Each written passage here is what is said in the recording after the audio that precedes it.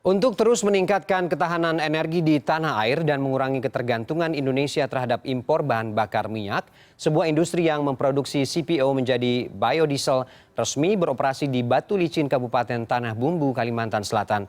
Pabrik biodiesel PT John Lynn Agro Raya yang dibangun di saat dunia menghadapi pandemi COVID-19 mampu menyerap 2.300 orang tenaga kerja. Kehadiran pabrik biodiesel itu diharapkan menjadi elemen strategis bagi bangsa Indonesia di masa mendatang untuk mengurangi impor solar.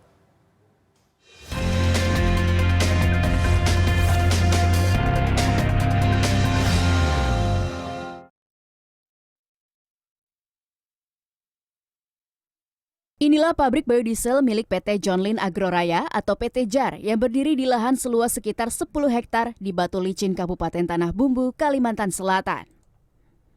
Pabrik yang baru saja diresmikan oleh Presiden Jokowi ini mengolah crude palm oil atau CPO menjadi fatty acid methyl ester atau disebut FAM. FAM ini yang akan diolah menjadi bahan bakar nabati atau biodiesel. Dengan menggunakan pabrikasi berteknologi Eropa, setiap hari PT JAR memproduksi 1.500 ton FAM per hari.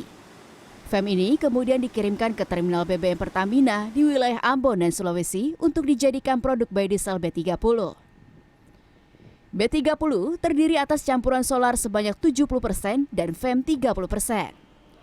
Dalam sebulan, pabrik yang dibangun dengan investasi sebesar 2 triliun rupiah ini mensuplai FAM ke Pertamina sebanyak 15.000 kiloliter dan rencananya terus bertambah hingga 30.000 kiloliter per bulan. Saat ini produk FAM kita distribusikan sebesar 10.000 KL per bulan, artinya kita melakukan 2 kali pengapalan, masing-masing pengapalan 5.000 KL per 1 kali pengapalan. Untuk bulan depan kita akan mengirim sebesar 15.000 KL per bulan. Untuk tahun depan harapannya kita bisa mengirim sebesar 30.000 KL per bulan. Penggunaan bahan bakar nabati B30 atau biodiesel 30 semakin digalakan pemerintah untuk mendorong pemanfaatan energi baru terbarukan di Indonesia dan mengurangi ketergantungan energi fosil yang suatu saat pasti akan habis. Juga mengurangi ketergantungan Indonesia pada impor solar yang masih tinggi.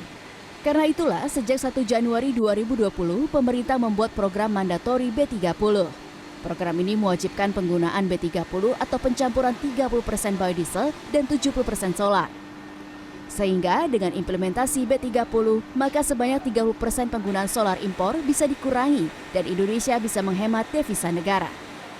Selain biodiesel, PT JAR terus mengembangkan industri lainnya seperti pabrik minyak goreng dan pabrik pendukung lainnya yang merupakan produk turunan dari CPO untuk kebutuhan farmasi, kebutuhan kosmetik, dan lainnya. Lalu apa sih selain biodiesel? Turunannya salah satunya minyak goreng.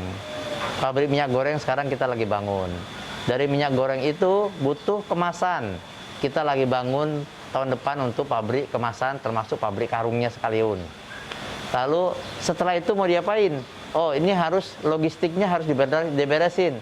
Kita lagi bangun juga pelabuhan peti kemas di samping pelabuhan bahan cair. Setelah itu apa fasilitasnya? John Lynn membangun juga power plant untuk mensupport area situ supaya bisa mandiri. Biodiesel adalah salah satu nilai tambah dari hasil hilirisasi kelapa sawit dan industrialisasi bahan mentah CPO. Ada banyak nilai tambah lainnya dari CPO yang kini tengah dikembangkan pihak John Lynn Agro Raya di kawasan industri seluas 730 hektar di kota Batu Licin ini.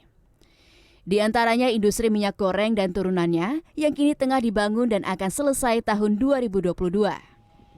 Dengan pembangunan itu, akan semakin banyak tenaga kerja yang bisa diserap dan juga membantu petani kelapa sawit Kalimantan Selatan yang bisa menjual kelapa sawitnya ke PT JAR. Rencananya ada total 13 industri yang dibangun secara terpadu di kawasan ini oleh pihak John Lynn Group. Hal ini tentu saja menjadi pemicu tumbuhnya kembali perekonomian, menyedot puluhan ribu tenaga kerja tidak hanya di kawasan Batu Licin, tetapi juga Kalimantan Selatan, serta secara nasional pada umumnya. Nanik Hayati, Batu Licin, Kalimantan Selatan.